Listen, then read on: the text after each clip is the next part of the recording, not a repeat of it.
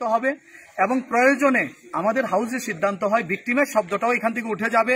কারণ 10,323 একতার মঞ্চ, খিদের রাজ্যে পৃথিবী গদ্যময়, পূর্ণিমার চাঁদ যেন জলসানো রুটি, সেই জায়গায় আর কোনো চিন্তাভাবনা না করে 10,323 একতার মঞ্চ এই নাম দিয়ে আমরা আমাদের অর্জিত অধিকার আদায়ের জন্য আমাদের যিনি অভিভাবক আছেন রাজ্যের সুপ্রিমো মাননীয় মুখ্যমন্ত্রীজির কাছে আমরা আর্জি জানাবো অনতিবিলম্বে অন্তত আমাদেরকে যাতে রাজ্যের বিভিন্ন দপ্তরগুলিতে যেটা অ্যাবজর্ব করার জন্য সরকার সিদ্ধান্ত নিয়েছে সেই সিদ্ধান্তটা যেন চটজলদি সেরে নেয়।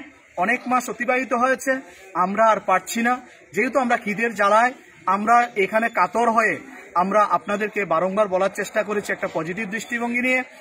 অতীতেও বিশ্বাস ছিল, আজও আছে, আগামী দিনও থাকবে, কিন্তু আমরা একটা ডেডলাইন আজকের দিনে সংগঠন আমরা গোটা রাজ্যে 10,323 এবং সরকারের কাছে জানান দিতে চাই আপনাদের সংবাদ মাধ্যমের মাধ্যমে আগামী 7ই ডিসেম্বরের মধ্যে যেন সরকার আমাদের এই চাকুরি সংক্রান্ত বিষয় নিয়ে সরকারের যে প্রতিশ্রুতি ছিল গ্যাজেট নোটিফিকেশন করা, বিশেষ করে গ্রুপ সি এবং গ্রুপ ডি পোস্টে, সেই নোটিফিকেশন যেন সরকার সেখানে পাবলিশ করেন।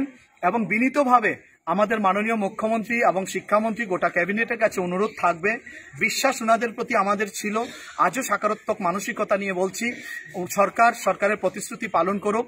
অ্যাক্টিভিটি সংগঠন পূর্ব ছিল, আজকেও থাকবে, আগামী দিনও থাকবে এবং আগামী দিনও এই ভারতীয় জনতা পার্টির যে আদর্শ সে আদর্শ অনুপ্রাণিত হয়ে এই সরকারের দীর্ঘজীবী কামনা করে কাজ করে যাবে।